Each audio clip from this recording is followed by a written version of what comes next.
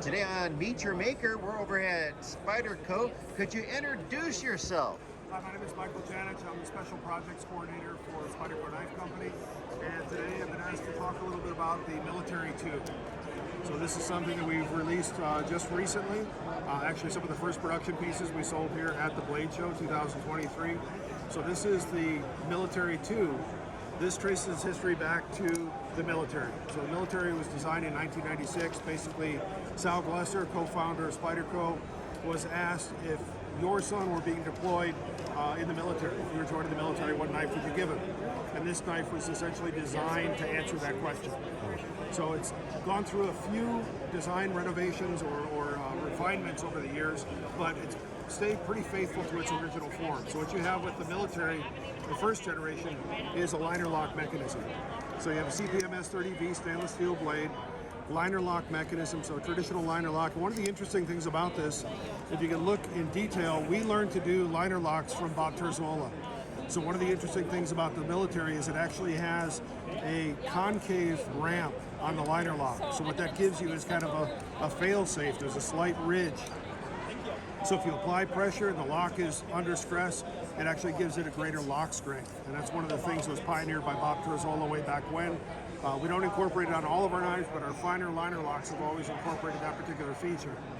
With a LinerLock, what you have is that moment when you're releasing the lock that you have to tempt fate a little bit. You're releasing the lock, you have to move the blade a little bit, so you're moving that edge back toward your thumb. With practice, perfectly safe, but it always is one of those things that you need to consider. Also with the original military, what you had was a right side tip down carry.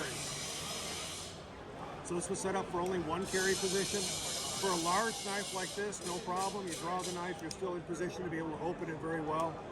No problem whatsoever. But what we've done with the military too, after 25 years of service in the military, basically have incorporated a lot of the design refinements that we actually used on the paramilitary too. So the paramilitary too is kind of a spin-off of the military, about 2/3 size. And what we did with the paramilitary too was we incorporated a compression lock mechanism and a 4-position clip. So this is kind of an example of almost a reverse evolution. So we've taken the paramilitary 2 features, applied those to the military 2. So again, the primary change that you'll see is a compression lock mechanism. So a compression lock may look like a LinerLock on the back of the blade, on the back of the handle, but mechanically it's very different from a LinerLock. If you look at the LinerLock, what you have is a ramp that faces back toward the butt end of the handle. So if you apply severe pressure to the blade, the way that this lock would fail, if it did ever fail, was for the lock to slide off the ramp. With a compression lock, what you have is a ramp that faces upward. So when you open this, what happens is that liner comes over, and now the liner is caught between that upward facing ramp and the stop pin of the knife. So when you apply pressure to the back of the blade, what it actually tries to do is compress that liner rather than just push it out of the way. So mechanically, it's much stronger. Also, what it allows you to do is to open the knife and close the knife without ever placing your fingers in the way of the edge. So from a safety standpoint, it's even safer because, again, you never have to tempt fate by putting your thumb in the way of the edge. 4-position clip, tip up, tip down, left or right side carry. Allows you to carry the knife any way you want. If you prefer tip up carry, so when it's drawn from the pocket, you're immediately set up for that. Or if you prefer the traditional tip down, you draw it, slight repositioning in the hand, and then be able to open it. Basically has all the same stylistic features of the original, but a bit refined. You'll also find that the ergonomics of the knife have been fine-tuned just a little bit. The index finger choil is a little bit more generous, especially when you're using gloves. And you'll also find that the handle has been narrowed just slightly here and here to give it a little bit better feel as far as the ergonomics and the palm swell of the grip. But all the other features, the generous lanyard ring. That is very generous. Open back construction, skeletonized stainless steel liners. Basically, these are features that, again, were primarily applied to the paramilitary too. Now kind of almost a reverse evolution applied back to the military. So instead of the older brother doing a hand-me-down, the younger brother is doing a hand-me-up. Exactly.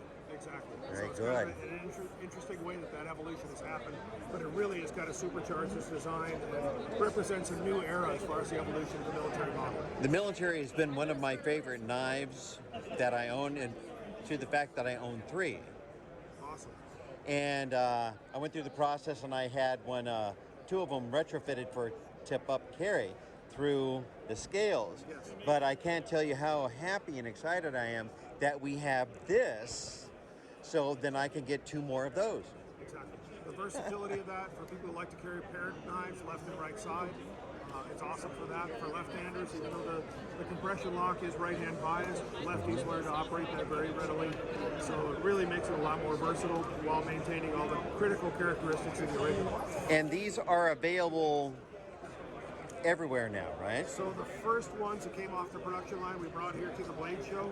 So this is a kind of an appropriate place to be able to sell the first Very ones. much so. That's one of the big reasons why I came here. Those are coming off the production line now and getting out into the dealer market. So everyone, your wishes have been answered. You have two more wishes because the first one was for this knife. There you go. Well, Mike, I thank you so much through the miracle of the internet. Look at this hand coming through the camera. And thank you so much and have a nice day.